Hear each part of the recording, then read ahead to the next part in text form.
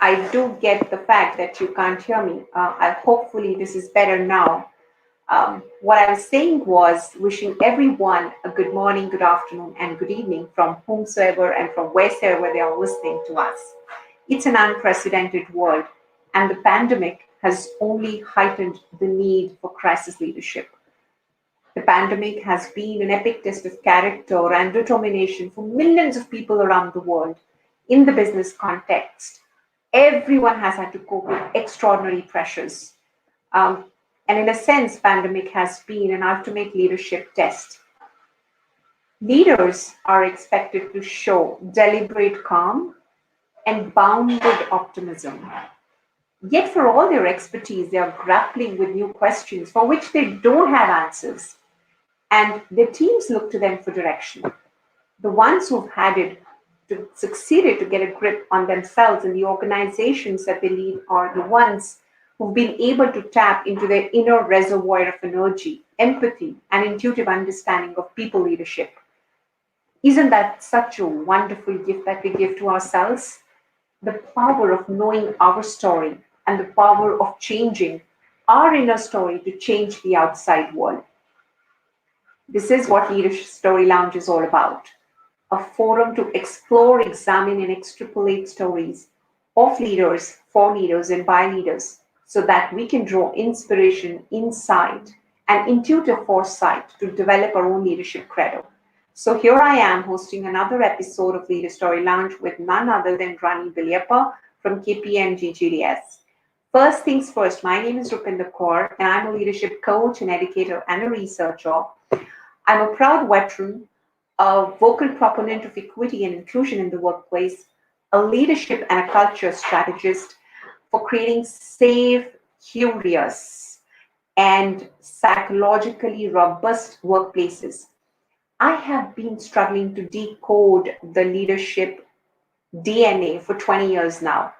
Have I found the answers yet? Yes and no. Yes, because there are certain principles of leadership which are eternal: empathy, authenticity, courage, and competence. But there are certain situational contexts which are mind boggling. So, what is the answer? Keep searching. And this is exactly what we do in these conversations at Leader Story Lounge. Without further ado, let me invite Rani for this very exciting conversation. So, welcome, Rani, to Leader Story Lounge today. Thank you, Rupinder. Thank you for featuring me in your leadership lounge that you so passionately anchor. It's my privilege and pleasure being here today. It's our pleasure and privilege to Rani. So, without further ado, let me just quickly introduce, for those of you who don't know Rani, Rani is currently an associate partner in HR business partner and head learning and development and talent management for KPMG Global Services.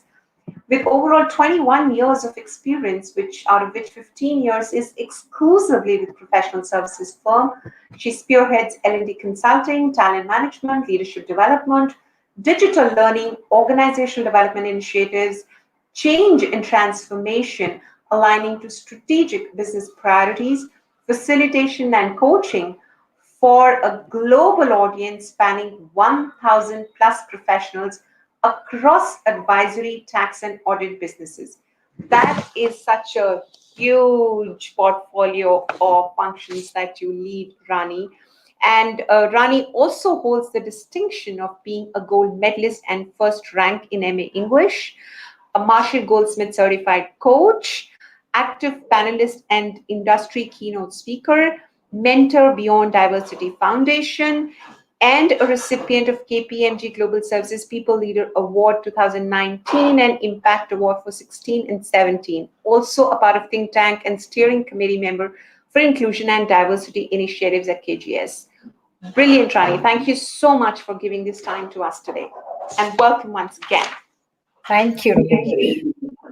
Okay, so without taking any more time, I'm straight away going to dive into this conversation as we decode the DNA of your leadership in this conversation. Why don't you take us through your journey in your words, maybe mentioning the highs and lows, and really the lows part where you had to dig deep into your reserves of leadership strengths? Yeah, fantastic question to start with, actually. I know all of us are familiar with this lost and found phrase. So I'm going to really narrate my story on lost and found. Yeah. Small town girl, born in Bangalore, formative years, grew up in a city close to Bangalore, which is Mysore. And when I was about 18 and a half, I'd finished my 12th standard and just got into my first year of degree. So then the gentleman came as a family friend. My mother caught me talking with him. And after 3 times, she confronted us and said, "You have to get married." And there starts the story, right? Of course, there's a rosiness, and you look forward to what's there in marriage. Was I ready? Was I not? Debatable, right?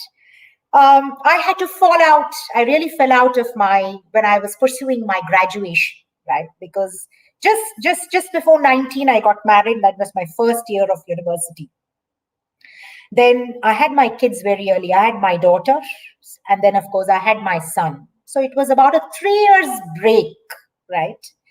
But a very dear friend of mine somehow continued to tell me, that there's so much that one can really look forward to. And more than that, the firepower in me, right, said, I just don't want to be confined to kitchen, right? I really want to do something this and that, right? I went back to the university to see if I can again go back and resume my graduation, right? My university degree. Unfortunately, then the Mysore University had said, after 3 years, you can't really come back. But I did not really, come back disappointed because again, the firepower, and I will continue to quote my firepower, said, okay, if not this, there are multiple other opportunities. Long story short, Rupinder, just about in a year's time after that, a dear friend again calls me, says, have you looked at the newspaper today? And, he tells me that, in the newspaper today, Mysore University has mentioned that it will take back students after 7 years of break. So with that paper cutting, I went to meet the dean, enrolled myself, did my graduation, and after which I did my master's in English. And those days, again, of course, I had to do it through distance studies. And one thing I regret till now is I don't have a pedigree. But that apart, right? I did it through distance studies, and then the governor of Karnataka gave me a gold medal with my 2 little children being there. So it was about studying along with them, the lost and found, right? Which I really thought, I really didn't know how I would get there and pursue my academics with a number of impediments that I think all of us get. But still, I was able to do it, and that was that unfinished moment of my life coming into life again. So that is where it gave me wings, and of course conviction to say it's just not about this or that, and I will continue to manage this and that. So that's to start with.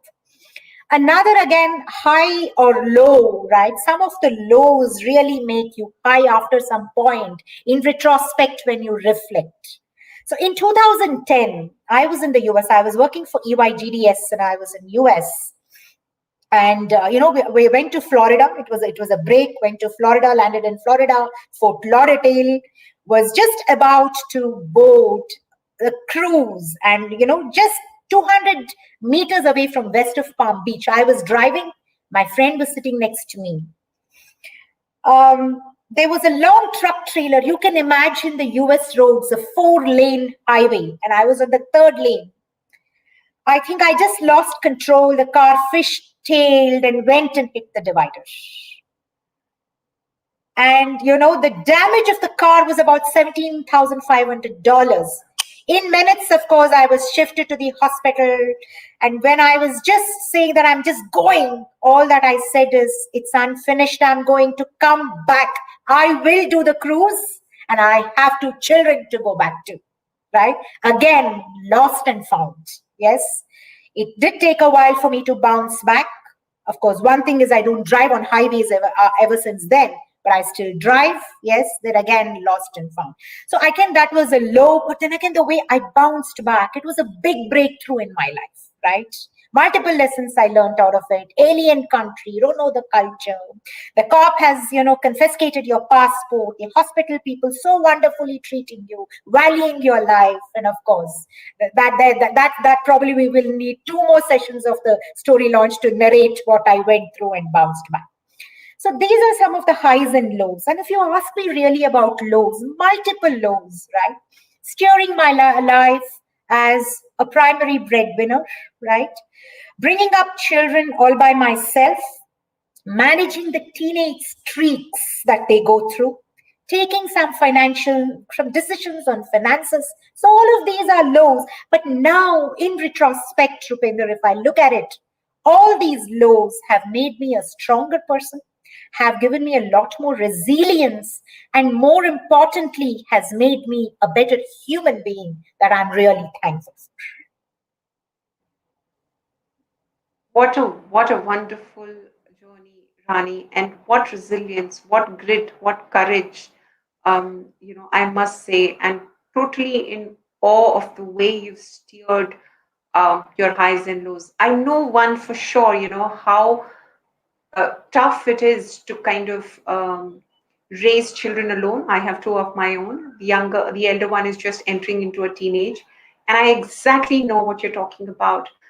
Uh, Financial concerns, just the social support that you need as a single mother is so humongous, especially in an Indian context. And then not only surviving, but I would say thriving, in a fiercely competitive consulting world that you are in.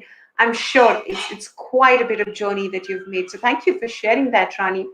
What stands out for me in this entire journey is the lost and found, which you profoundly stated and also narrated in a wonderfully engaging manner. With a single mother and growing children, as you rightly put, how tough was it to really navigate your career? In fact, I would go a step further and ask you this question, Rani, that what are your views, maybe as a second part of this question? And you've spent 15 years of your career in professional services firm, right? How tough it is for women in the consulting world? So the journey itself wasn't tough, but the journey made me tough in taking those decisions. Let me talk about a few instances, right? First of all, even when I had to make the decision of my divorce, right, just to ensure that kids are not emotionally, morally affected. It could be that's one example. Or taking certain decisions when you're really at that inflection point, right? Just the sheer conviction that I need to declutter and move forward, right? The belief, the conviction, right, to move forward. 20 years ago when I started, 22 years ago when I started my career, right? Busting perceptions by being, especially when you're the primary breadwinner, it's not easy at all, right? And like you alluded to, finding resources, making the ecosystem to be resourceful, to stand as support as you navigate and manage this and that was again very, very challenging. So, having gone through all of this again, I would say, I think the journey again made me stronger, made me tough to kind of really look at things from a very, very different pair of lens. Now, while you're asking me a top 3 advice for consulting women, I think I'll first talk about women in general, right? Women in general, while it's organization's responsibility to create that construct and that ethos, right, to enable an inclusive workforce, I think it's very, very important. And the real shout out to all the women listening here is take charge of your career. Ask for those opportunities and be bold, be ready to explore the unexplored. That's my first call out.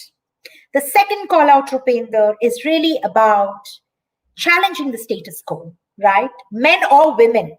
We sometimes we seldom challenge the status quo, and more so women, because I guess we are all juggling with multiple opportunities, multiple priorities, right? Well, how can you really break that glass ceiling? How can you really challenge the status quo? I think is my second call out.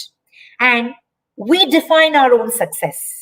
We define our goals. You can't blame the external factors and environmental factors to say, no, I didn't succeed because of ABC. I would again nudge all the women listening. What are you doing? Because you've defined your success. What are you doing to get there? Right. So that's my second thing. And of course, I'm fortunate to be representing KPMG, and I'm wearing the true blue of KPMG, right? As organization leadership, right? Leadership sponsorship, leadership role modeling, organizations ethos of how do you really enable women to define their top slot, just not to define their top slot, and enable them with opportunities to get to their top slot. I've been fortunate. I've got these wonderful opportunities being in KPMG to really say that yes, organization comes together to to kind of give you those opportunities. Women in consulting, very interesting. Consulting is a little bit of a flashy world. You know that you've been in the consulting organization, right? Really, I want to pick this up. Our CEO, Samir Chadda, recently in his talk said one thing, and this really stays with me. He says, don't hesitate to ask for visibility of your accomplishments, right? But don't go overboard. And true to what he says, going overboard can also get us in trouble, right? So really stand up for your visibility, for your accomplishments. So that's the first thing. Second thing, the world is like going in this space, right? We say technology adoption on steroids, right? While all of this is happening, and we at KPMG call it something called the growth mindset, which really means how invested are you in yourself to be relevant? That on a professional note. But if I have to draw that to a personal life as well, how invested are you on your own self?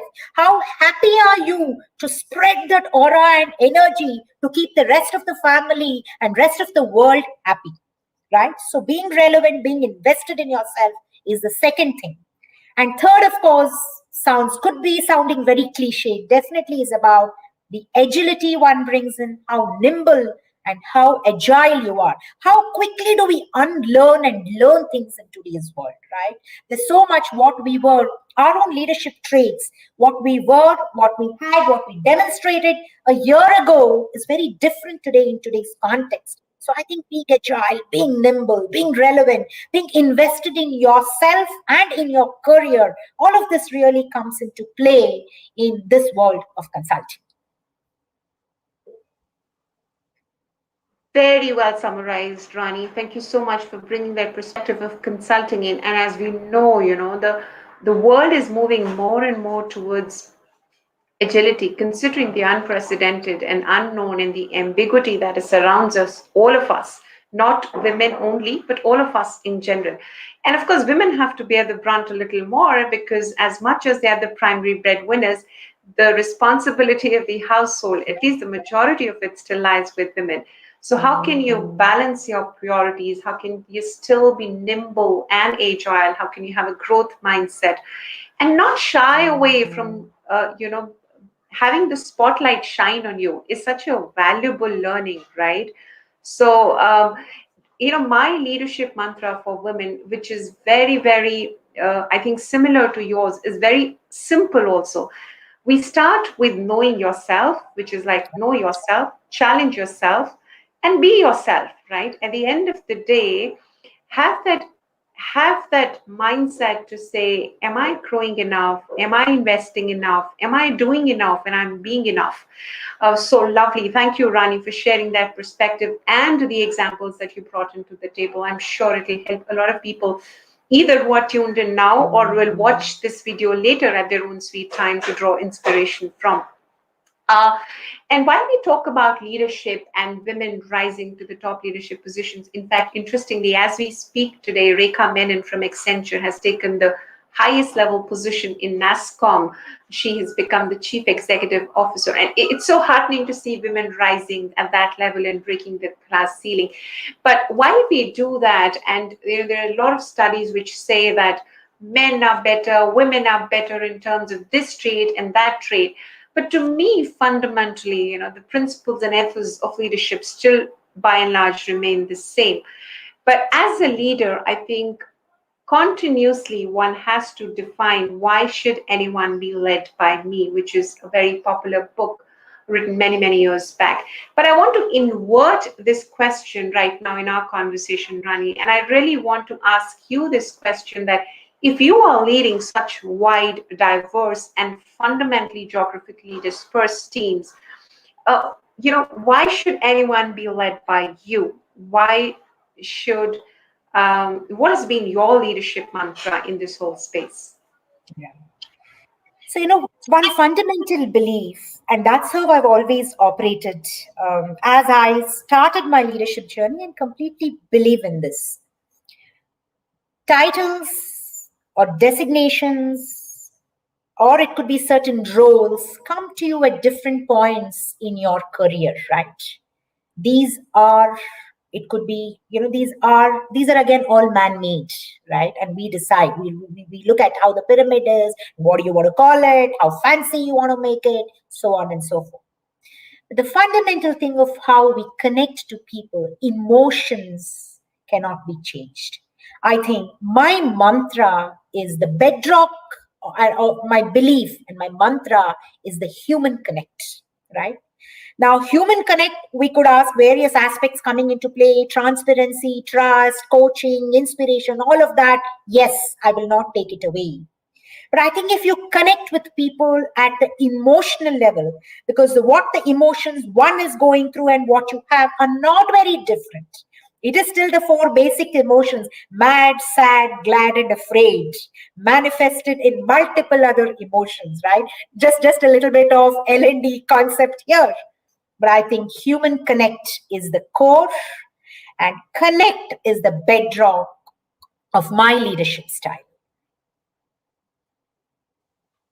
Undoubtedly, it shows. I mean, with multiple interactions that I've had with you, the level of instant connection, the level of empathy, and the level of humility that you show in our interactions has been profound. So I think that's fundamental.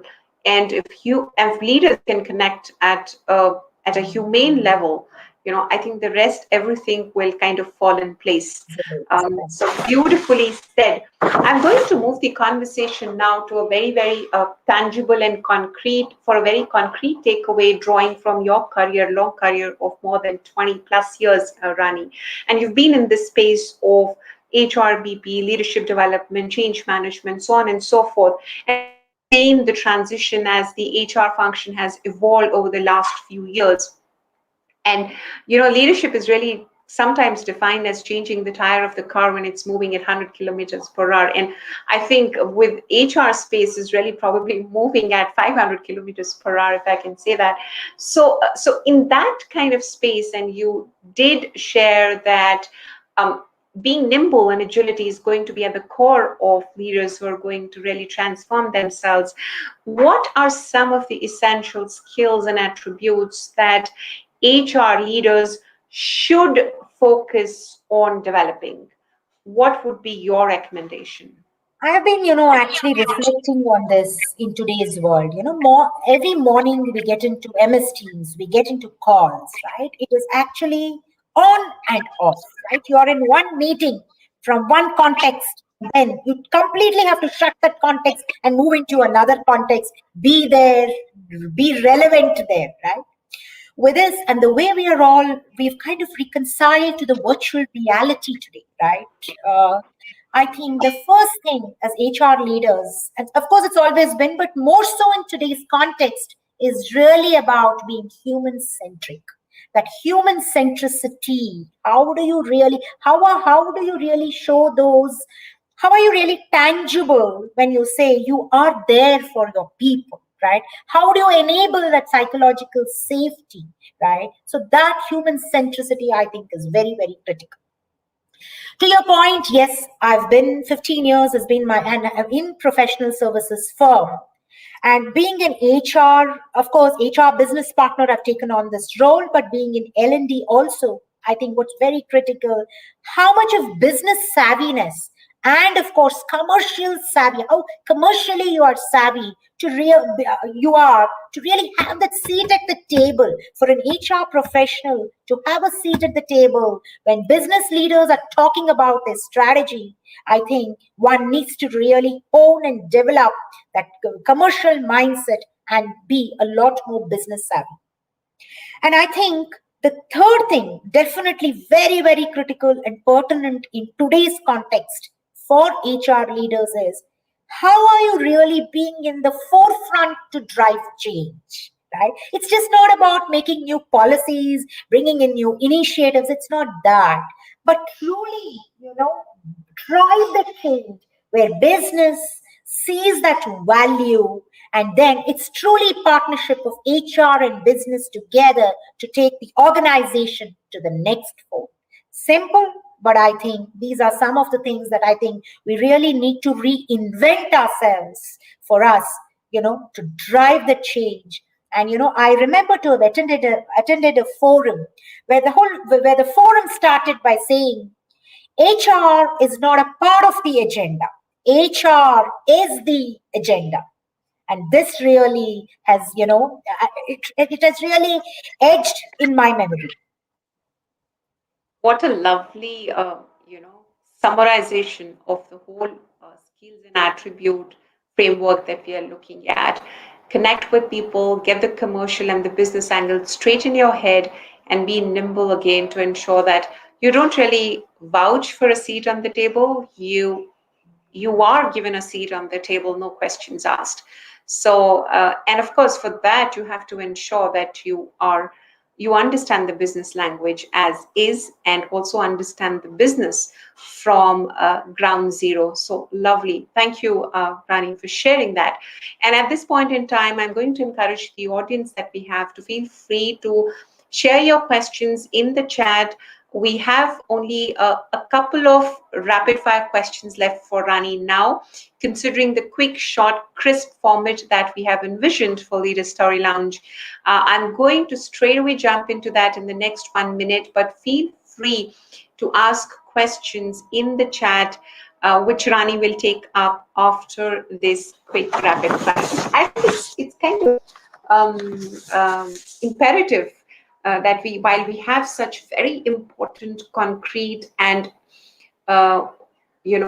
lessons, leadership lessons, and wisdom listening from you, it's important to hear from you a little bit of your uh, side, which is more fun, which is more relaxed, and which is also, the real you. Because I know Rani, as much as she means business, she also means a lot of fun, right? On a personal note. So let's hear it from you, Rani. Are you ready? Gonna have a quick Yes, rapid fire. And the only rule for this one, Rani, is that you don't have to think twice. Just one word is and one answer that what you're looking at. So you get only 5 seconds to answer that question. Okay, are we ready? Yep. Super. Shoot. Okay, let's go for it. Here's the first one. How would you describe Rani in one word? QOC, which means Queen of Charisma. Oh my God, look at that. Undoubtedly. And here goes humility out of the window. Lovely. So with all that, humility is the bedrock again. I know. I'm just kind of pulling your leg, but undoubtedly you are what you're saying. So okay, here goes the second one. Who is your role model? So I've not really had one role model. Ever since I opened my eyes to the corporate world, I think I learn and assimilate my learnings from many leaders that I meet. But I think what really strikes a chord is the humility and the groundedness that Ratan Tata really demonstrates. Yeah.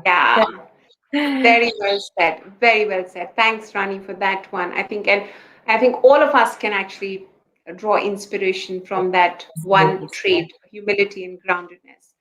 Okay. What is on your bookshelf currently? Which book are you reading? Yeah, I must confess, Rupinder, I'm not a part of the book club, right? I read to actually sustain my job, right? I read, I listen to podcasts, videos, but I'm not really an avid reader. But again, which one will I pick now? Which I was trying to get on Amazon was Priyanka Chopra's Unfinished. Ah, that's interesting. And isn't Yeah, Priyanka Chopra quite a role model herself? I mean, she's it breaking is. quite It a bit is. of stereotypes, going forward. Absolutely. Hollywood, Yeah. marriage, movies, hotel, whatnot. She's done it all. Absolutely, truly So, multifaceted, and lots to kind of draw inspiration from her of where she's really made it.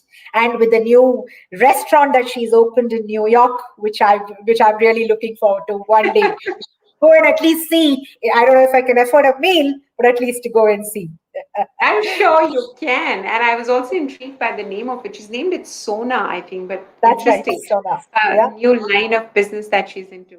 yeah. Oh, okay. So I think I can guess this, but I'll still ask it for the sake of audience intrigue. Tell us one of your passions outside work. Yeah, again, being very, very candid, fashion, fitness, a true connoisseur of the high street. I did learn Bharatanatyam for 14 years of my life, but not that, I continue to kind of dance or, whatever. But otherwise, I love travel, right? I'm not a foodie, but I love travel. I like to critique about places that I travel or the restaurants I go to. So these are some things that I really enjoy. And the sheer exuberance of meeting new people, I draw energy and I would like to again kind of share that energy. That's what really keeps me going. Brilliant. And which is your favorite destination since you mentioned travel? Bahamas. Oh, super. The beach, right? Brilliant. Yeah, i'm Okay. i'm a beach person. Yeah. Yeah. I'm sure. Okay. So if you could go back in time, what would you change about your life? So if there's an option before I came into this world, just on the lighter note, 4 inches to my height. All right. But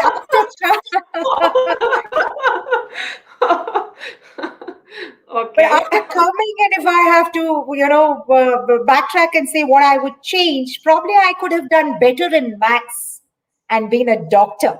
My grandfather was a doctor to the highness. My grandparents didn't allow my father to become a doctor, though he aspired to be a doctor. He was an engineer. My grandfather was a doctor to the highness of Mysore.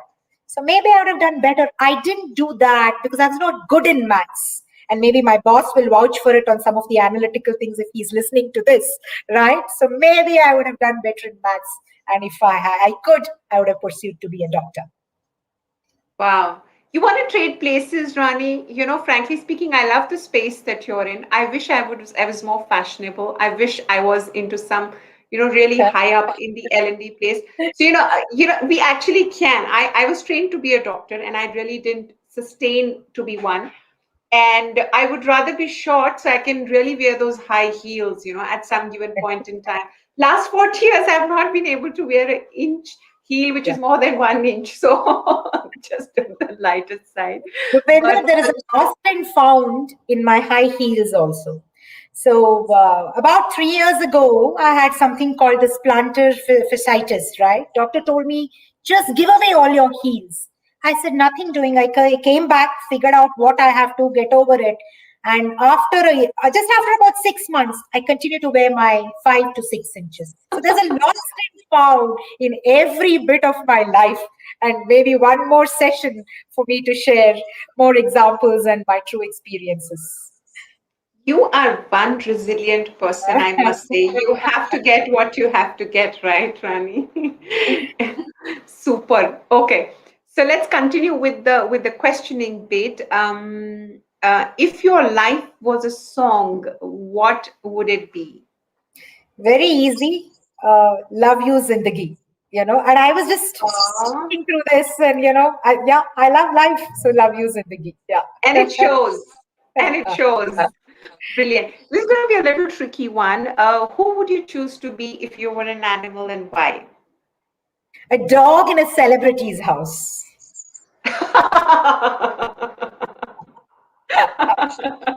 Couldn't have said it better, I swear. Okay. That's some, that's some thought there. Okay. This is the last one, Rani. And then I have a couple of questions already lined up for you here. Uh, what legacy would you want to leave in one word? Goodness and gratitude. That's it. And a life full of gratitude, I think, is life lived well. And Yeah. I'm sure by just this token of being humble, being grounded, saying as is, and being resilient, you're adding so much more to the teams that you're leading and the organization that you're part of. Rani, thank you so much for being candid and being here on the show and giving me and my viewers such a lovely time to hear your journey about what it is all about. I'm going to ask you a couple of questions from the audience. Okay.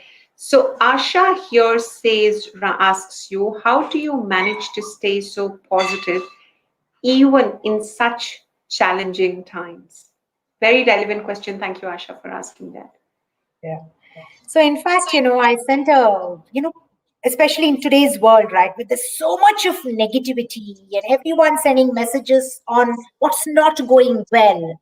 In fact, I just sent a note on my apartment group. I said, guys, while we know that is the fact, how many of us can really stand up to share that positive message? How many of us can really stand to share that positive reinforcement? We all need a lot more faith, right? We need to believe in faith and miracles do happen. How do I stay positive? I think just the sheer experiences that I have gone through, and just with the belief that this too shall pass. You give it your best, and you can only control as much as you can control, and you will not have really control of everything that's happening in your world. You are here today, be cheerful today, and press and spread that cheerfulness to the rest of the world. That's my mantra. Wow. So be here in the moment and this too shall pass. Yeah, this too shall pass very soon, hopefully. Amin to that, Rani. Thank you for sharing that. Here's another one from LinkedIn Local India. She's asking, quick tips to be an ally or a sponsor, please. How can you are an ally for diversity? You're known to champion inclusiveness in the firm. Could you share maybe one or two tips on how to be a better ally? So it's very easy to call yourself an ally, I champion it, but what you really do is what people are noticing, right? Simple things. While, you know, when you raise your hand to be held, you also should know that you have to hold two hands to get them up. So you get two hands up and you raise a hand to move forward. But what does it really mean when it actually has to translate into reality, right? Things like, and what I've been, and again, stemming from experience, I have a lot of women in my team, right? Things like they've come back on maternity. They've said, Rani, no, I'm going to quit. I've always challenged them to say, why are you saying no? Thus far, no further, no. Take your time. I will never accept your resignation. Take your time. Give it a shot. Take the break. Miracles do happen. You will find resources to make it happen. So that questioning some of our policies, right? Where there is one is black and white as a policy, somebody is going on medical leave, salary doesn't get credited, right? Questioning that to say, well, yes, we are not going to, there's no aberration in policy, but let's make it more human centric. Enable this for the person. right? People come back, they're fighting, they have marital discord. How much time really do you give them to make that connect, right? So multiple things, right? And I think a lot more in today's world when women are grappling with so many challenges, yet that aspiration, the drive of getting there, just by sharing your stories and reinforcing, saying it can happen. You have people around you, right? And truly being there for them. We may not have a solution, and it's very difficult to be prescriptive to give them a manual to say, do this, do that. But I think just being there, hearing them out, sharing experiences, questioning some of this, standing for them, just to kind of enable them, support them during those lows is how I am being an ally, just to support women and my own team members in their journey in the organization. Thank you so much, Rani. We had asked for two. You gave them about 5 to 6 tips. I'm sure they would have got their answers. But I think that's important to look at allyship as a wholesome responsibility rather than as something to kind of showcase or just take as a badge to wear on your shoulder rather than taking it as a responsibility which you have for the allies that you are leading for. So thank you so much for that. Just a paucity of time, Rani. I'm going to read a couple of thoughts that I've gathered from the chat here. Excellent expression of thoughts, ideas, and philosophy in life. Keep it up. Truly inspiring. Thank you for being candid and sharing your experiences. Very well communicated. Lovely thought about connect, which leads to collaboration. So you're truly inspiring. Salute to you. So thank you so much, Rani, for bringing so much inspiration into this world. We are so grateful to you for being with us today and sharing your life, your story, and your philosophy of leadership. So with that, I'm going to again officially thank all my audience who was here today. Thank you for being here, participating, asking questions, and making this a very, very useful conversation and a dialogue. Feel free to share this in your network and groups. I will, anyways, be putting it out on YouTube for people to see it at their own convenient time. But with that, once again, thank you so very much, Rani, for being with us here today, one story at a time, truly drawing inspiration from your life, your struggle, your wins, and your lost and found narrative. Any last thoughts that you would have? Over to you. No, it's a pleasure, and thank you so much for getting me and giving me this platform to share my story. And just the call out is always remember when you raise a hand, just pull two hands, and that's how we can give it back to the universe. But it's always a pleasure to interact with you, Rupinder, offline and the other chats, offline chats that we have. But thank you so much. It's a pleasure. Rani, you are a powerhouse, embodiment of strength, determination, and confidence. More power to you. And with that, thank you, everyone. We sign off for the evening today. This will be available to you for later viewing. Thank you once again, Rani, and have a wonderful weekend ahead. And all the best to you in all your endeavors. Thank you, Rupinder. Thanks, everyone, and stay safe. Take care. Thank you. Take